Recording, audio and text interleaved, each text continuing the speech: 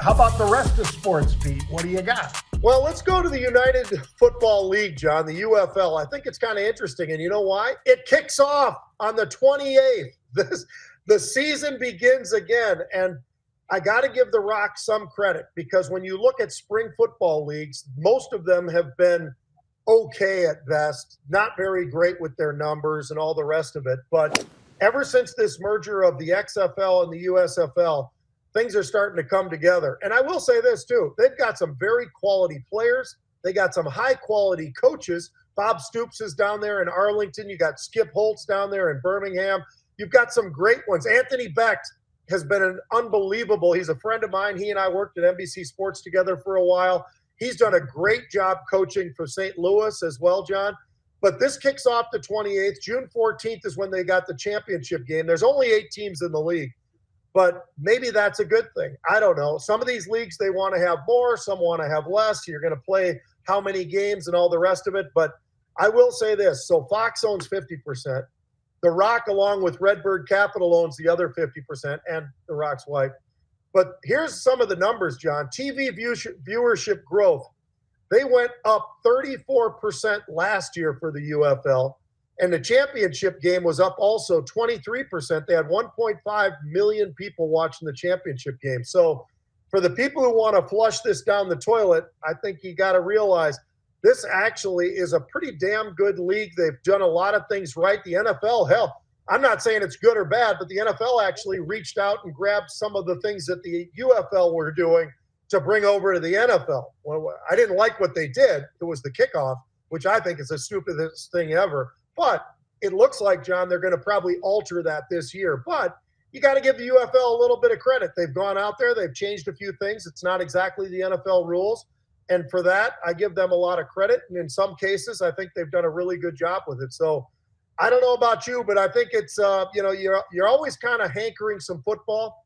A lot of these guys are going to be playing in the NFL as well because they end on June 15th, which means they have plenty of time to get into the NFL as well, John.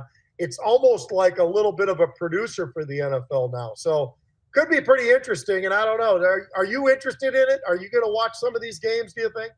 I am, Pete. I was looking it up. They topped 32 million viewers last year. Now, that's not every game. Every game, the season average was 850,000. Yep. Which, by the way, ain't that far from the NBA. And that's just a little dig at the NBA. Also, their post-game shows, and they run those, Pete, on YouTube, Facebook, the ESPN app, and so forth. Those ratings were up 20% versus 2023 as well. If they stay on the track that they're on and or accelerate even faster, which is what I'm predicting, Pete, that they will accelerate faster, you're talking about a winning bet by Fox, by Redbird, and by The Rock. So, and he's out there touting it like crazy. So look for him to be one of the main drivers and doing interviews and all the rest, because not only does he have a vested interest, but he really likes football. That's what he played at the U in Miami. And he'd really like to see this be a big deal, and it could be. I'll tell you one thing you got to give him credit for too, John. He capitalized on something. He wasn't quite at the level, no offense to The Rock, to be in the NFL. He just wasn't, right? I mean, he tried, didn't work. But he was, in a way, think about the money he made in wrestling, John, that was giving higher money than a lot of the guys that were playing in the NFL.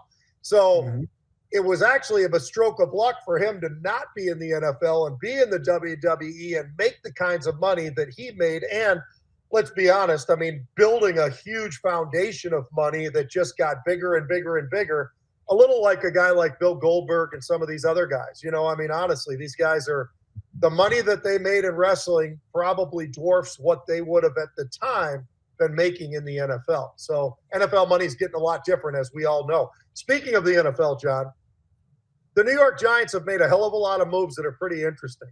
So one is last Friday they signed Jameis Winston.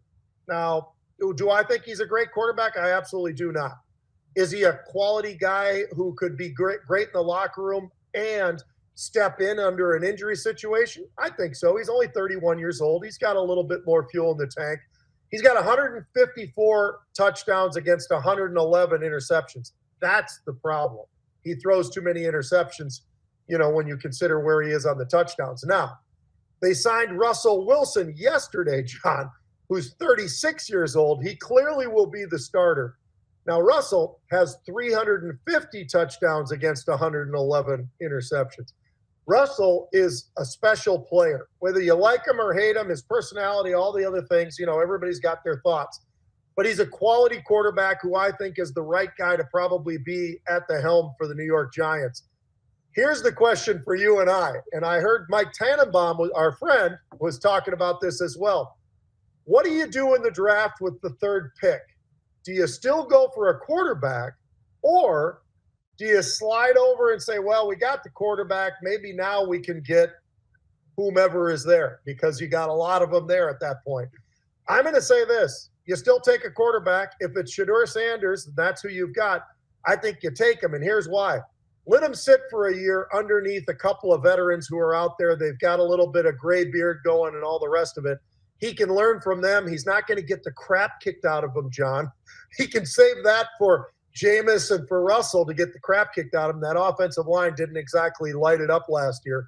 And that gives him an opportunity to watch how they do things, how to be a pro and all the rest of it. But what do you think? How does the Giants, how do they go into this thing? They could maybe trade down and with a little bit of hope, because I'll tell you what, I think Jackson Dart might be the second best anyway. So I know he's projected later in the first round. If you pulled yourself back and had a couple of trades, you might have a good shot at getting a guy like Jackson. Maybe. Jackson Dart is a stud. Yeah, well, Pete, what they could do is trade down. Yep.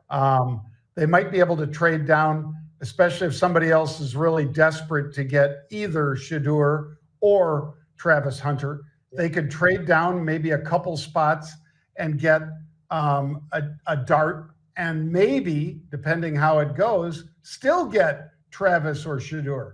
I think if Shedeur's there and nobody's there to trade with, I think you still take Travis, not Shedeur, if you're the Giants. I think he's a difference maker for them right now. Shedeur needs to mature, and he needs to put on some weight. And if he comes in at 215, 220, great. But he's never been playing at that size. Not since I've been watching him, Pete. And I watched him a lot with the Buffalo, Colorado Buffalo, of course. But I would be, without advertising it, I would be, sitting there just saying, yep, I'm going to take Shedeur, I'm going to take Shedeur, I'm going to take Shedeur, and see what 5, 6, 7, and 8 say about them trading up to take him. I could take Dart and Travis if I swap places with those guys. That's what I think. Yep. No, I think there's a lot of different ways to play it, but I think trading down, if you want to have the quarterback that you think is there, then I guess you take Shedeur. If not, and you're willing to take a little bit of a gamble, you could get some picks or whatever, John. I mean, there's a lot of ways to trade down not too far.